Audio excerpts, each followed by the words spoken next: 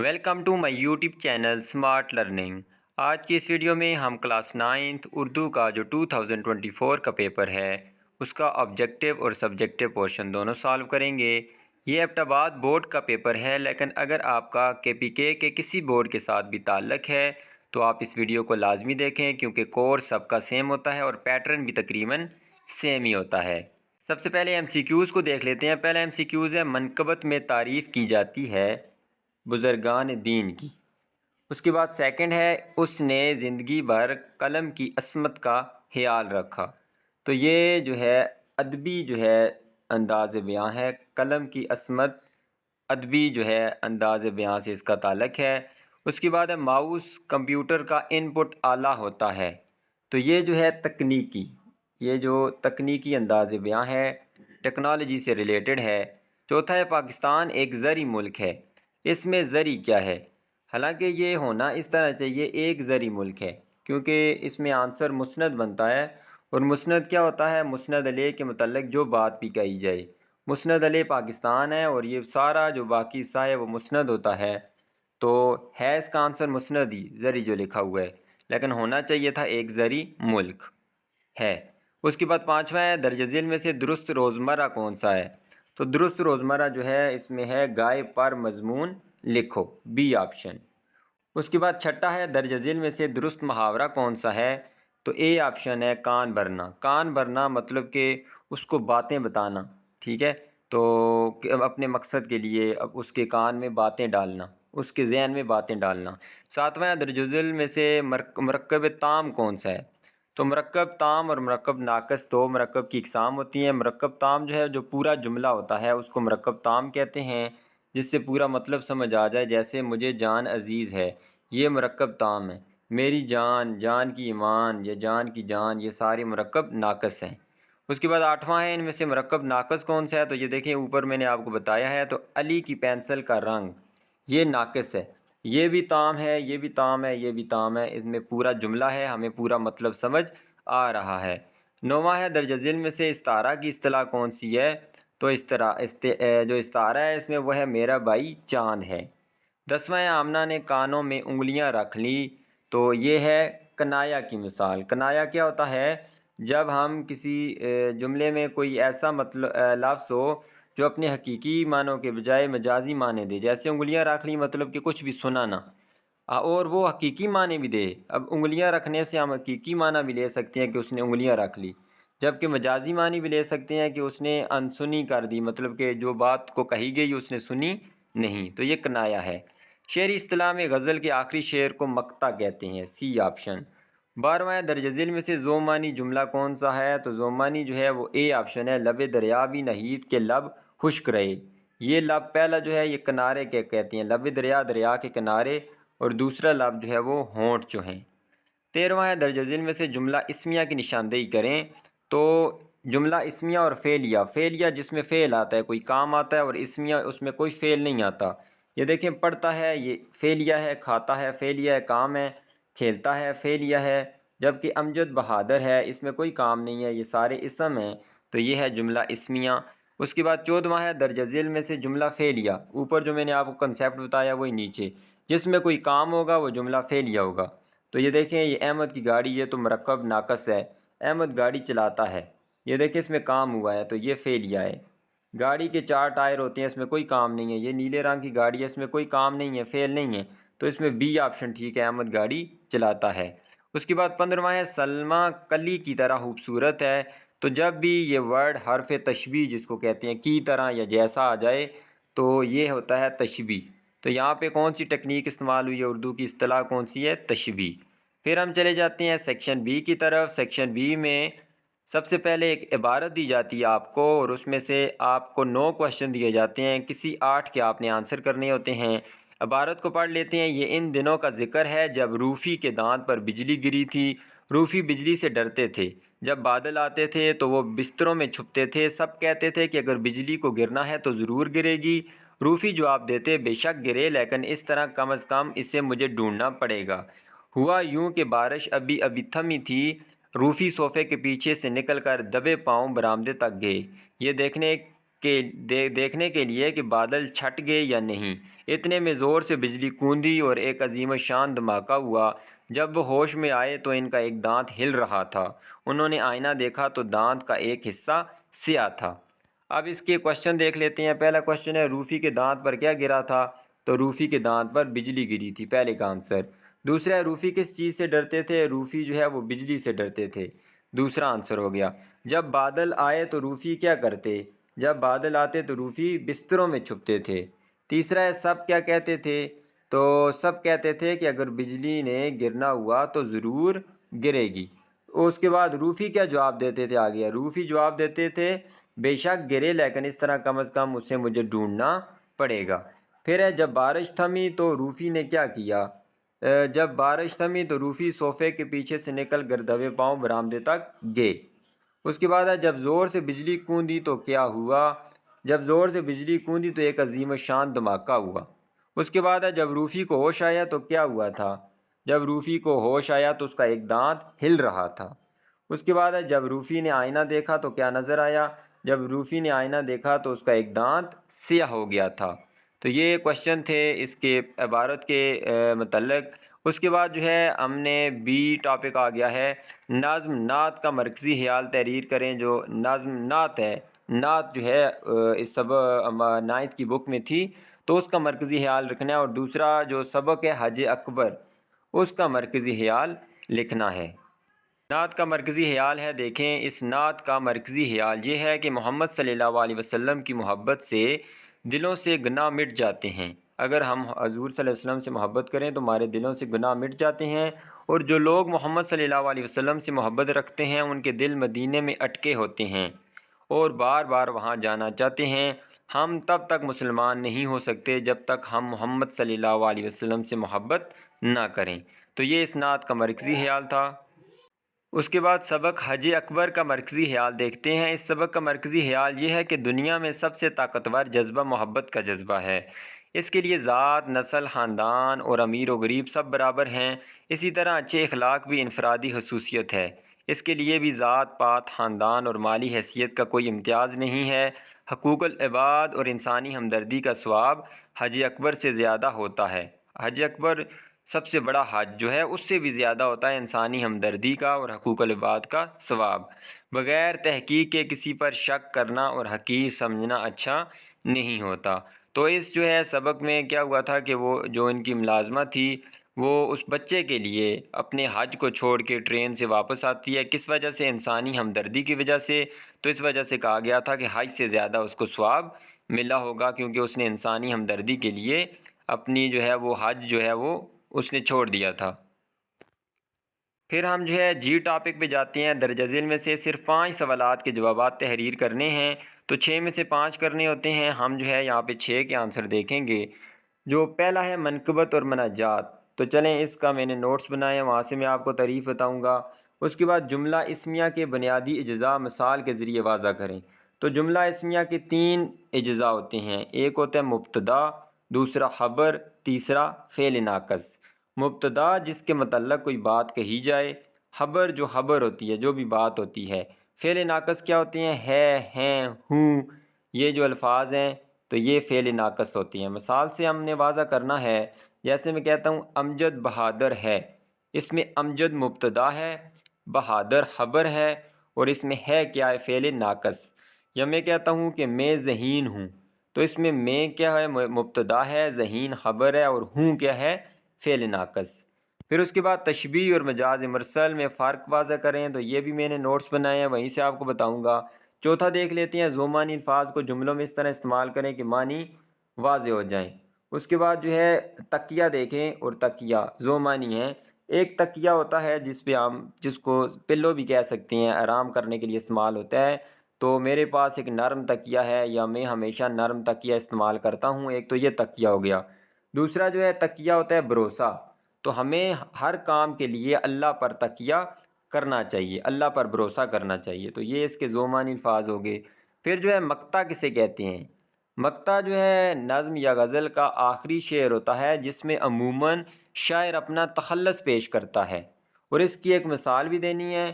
تو آپ کی بک سے ہی آپ میں مثال دیتا ہوں، جیسے وہ بہادر شاہ ظفر کی غزل ہے دوسرے نمبر والی، اس غزل کا جو ہے وہ مقطع کیا ہے، کتنا ہے بد نصیب ظفر دفن کے لیے، 2 گز زمین نہ ملی کوئی یار میں۔ تو اس میں دیکھیں اس نے اپنا تخلص ظفر بھی ظاہر کیا ہے۔ اس کے بعد چھٹا ہے جملوں کو مرکب ناقص میں تبدیل کریں۔ تو یہ مرکب تام ہے دونوں۔ تو پہلا جو ہے وہ ہمارا اسکول ہے، تو اس میں اگر سمپل آپ لکھیں گے ہمارا اسکول تو یہ بن جائے گا فعل ناقص۔ سعدیہ نے نیا کھلونا خریدا، تو اس میں اگر آپ سمپل لکھیں گے نیا کھلونا تو یہ بھی بن جائے گا فعل ناقص۔ باقی جو ہے منقبت اور مناجات، تشبیہ اور مجاز مرسل، یہ دیکھتے ہیں نوٹس سے۔ اب دیکھیں منقبت کیا ہوتی ہے، جس نظم میں اولیاء اللہ یا بزرگان دین کی تعریف کی جائے اسے منقبت کہتے ہیں۔ یہ پہلی جو ہے MCQs بھی تھا آپ کا جو میں نے آپ کو بتایا ہے۔ اس کے بعد مناجات کیا ہے، جس نظم میں بندہ اپنے خدا سے التجا کرتا ہے اور دین و دنیا کی بھلائی مانگتا ہے اسے کہتے ہیں مناجات۔ پھر جو ہے نیکسٹ کویشچن تھا تشبیہ اور مجاز مرسل کی جو ہے اس میں فرق کرنا تھا۔ تو تشبیہ کیا ہوتا ہے، جب تشبیہ کا یہاں میں نے لکھا نہیں ہے، آپ کو بتا دیتا ہوں، جب ہم کسی ایک چیز کو کسی خاص خوبی یا خامی کی وجہ سے دوسری چیز کے مانند قرار دیتے ہیں، دوسری چیز جیسا قرار دیتے ہیں، اس کو تشبیہ کہتے ہیں۔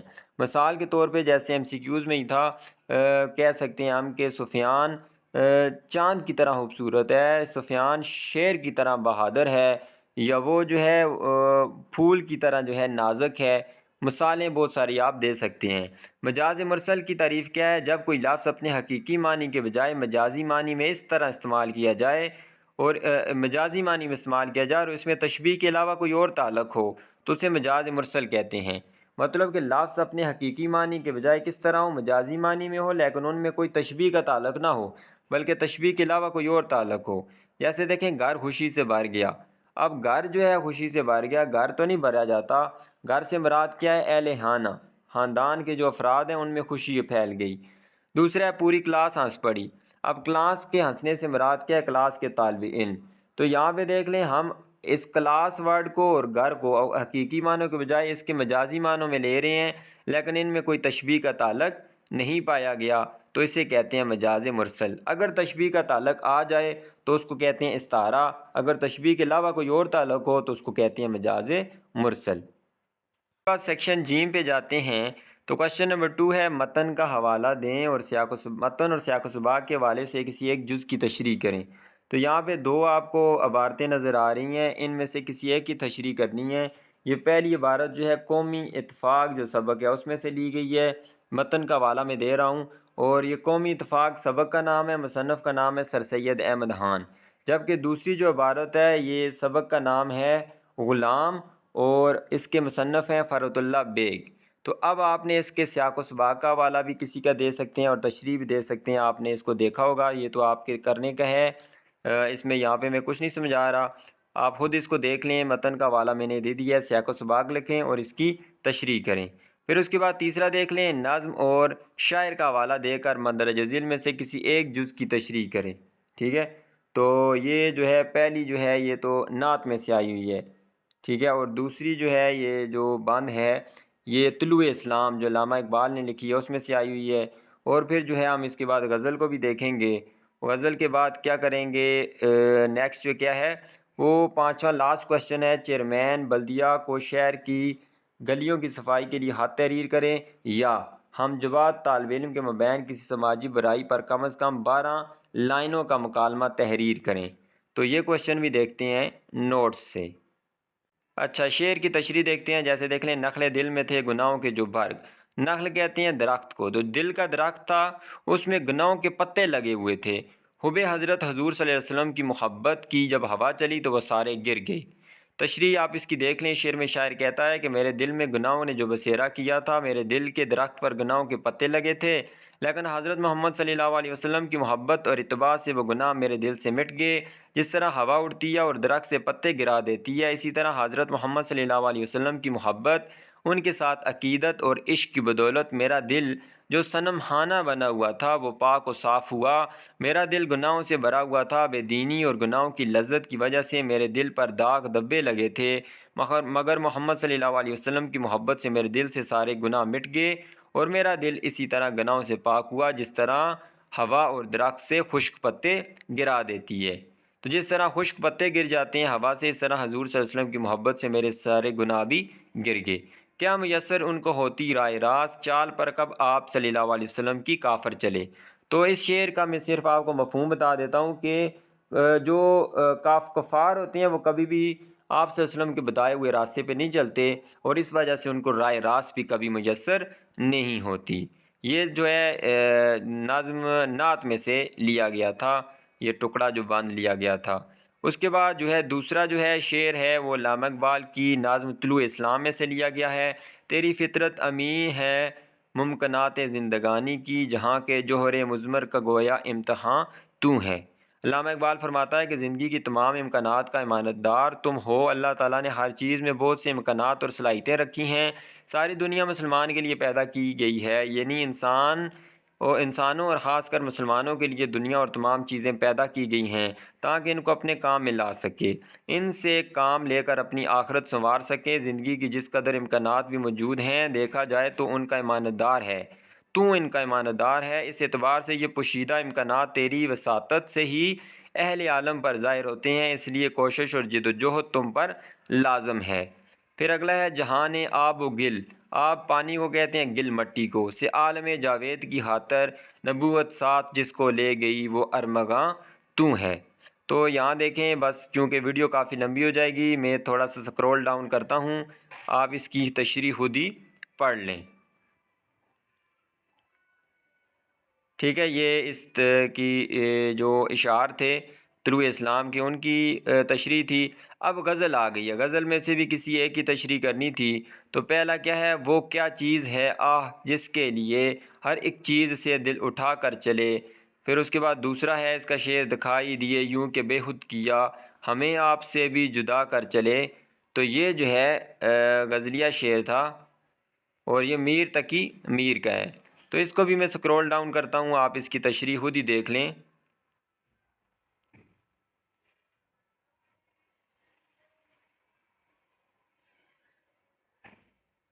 پھر جو ہے اس میں جو دوسرا جو شعر تھا، یہ کہاں کی دوستی ہے کہ بنے ہیں دوست ناسخ، کوئی چارہ ساز ہوتا کوئی غم گسار ہوتا۔ کہتا ہے کہ ناسخ کہتے ہیں نصیحت کرنے والے، کہہ رہا ہے کہ یہ دوست تو ایسا نہیں کرتے کہ وہ نصیحتیں نہیں کرتے، کوئی تو ایسا ہوتا جو میرے غم میں شامل ہوتا، جو میرا کام بناتا، چارہ ساز ہوتا، میرے کام کو بنانے والا ہوتا، کوئی میرے غم میں ساتھ دینے والا ہوتا۔ یہ سارے دوست تو میرے نصیحتیں کرنے والے ہیں۔ تو اب یہ دیکھ لیں، اس کی تشریح آپ خود دیکھ لیں۔ دوسرا شعر بھی ہے اس کا، رگے سنگ سے ٹپکتا وہ لہو کہ پھر نہ تھمتا، جسے غم سمجھ رہی ہو اگر یہ شرار ہوتا۔ ٹھیک ہے، تو یہ دوسرا جو ہے اس کا شعر تھا اس بند کا، اس کی بھی آپ تشریح دیکھ لیں۔ ٹھیک ہے، یہاں تک جو ہے غزلیہ اشعار ختم ہو گئے ہیں۔ اس کے بعد جو ہے ایک لیٹر لکھنا تھا، تو بخدمت جناب چیئرمین صاحب محکمہ بلدیہ بزریہ متعلقہ دفتر، محکمہ بلدیہ کو لیٹر لکھا گیا۔ موضوع کیا ہے، گلیوں کی صفائی کے لیے درخواست۔ محترم جناب السلام علیکم، میں عبد الرحمن محلہ ڈیری سکندر پور ہری پور کا رہائشی ہوں۔ مدبانہ گزارش ہے کہ ہماری گلیوں میں صفائی کی صورتحال انتہائی خراب ہے، جگہ جگہ گندگی کے ڈھیر لگے ہوئے ہیں جن کی وجہ سے نہ صرف بدبو پھیل رہی ہے بلکہ بیماریوں کا خطرہ بھی بڑھ گیا ہے۔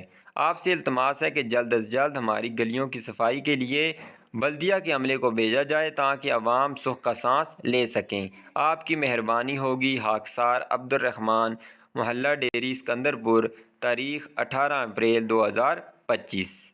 پھر جو ہے اس میں آپشن ہوتا ہے، مکالمہ میں نے لکھا ہے، عنوان کیا ہے، فضول خرچی ایک سماجی برائی۔ تو کسی سماجی برائی کے متعلق لکھنا تھا۔ دو طالب علم علی اور بلال۔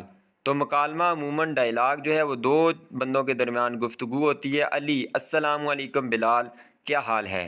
تو مکالمہ میں آپ نے یاد رکھنا ہے کہ گریٹنگ سے آپ نے گفتگو کا آغاز کرنا ہے، السلام علیکم، ہائے، اس طرح کی بات کر کے۔ کیا حال ہے بلال؟ وعلیکم السلام، الحمدللہ۔ علی، میں ٹھیک ہوں، تم سناؤ؟ علی: میں بھی بالکل ٹھیک ہوں۔ کل میں نے ایک ویڈیو دیکھی جس میں بتایا گیا کہ لوگ کس طرح فضول خرچی کر کے اپنا اور دوسروں کا نقصان کرتے ہیں۔ بلال: ہاں علی، یہ واقعی ایک بڑی سماجی برائی بن چکی ہے۔ لوگ غیر ضروری چیزوں پر پیسہ خرچ کرتے ہیں اور پھر قرضوں میں پھنس جاتے ہیں۔ علی: بالکل ٹھیک کہا تم نے، خاص طور پر شادیوں اور تقریبات میں حد سے زیادہ خرچ کیا جاتا ہے جو دکھاوے کے سوا کچھ نہیں ہوتا۔ بلال: اور دوسری طرف کچھ لوگ ایسے بھی ہیں جن کے پاس 2 وقت کا کھانا بھی نہیں ہوتا۔ اگر ہم فضول خرچی نہ کریں تو ان کی مدد ہو سکتی ہے۔ علی: بالکل، اسلام بھی سادگی اور کفایت شعاری کا درس دیتا ہے۔ قرآن میں بھی فضول خرچی کرنے والوں کو شیطان کے بھائی کہا گیا ہے۔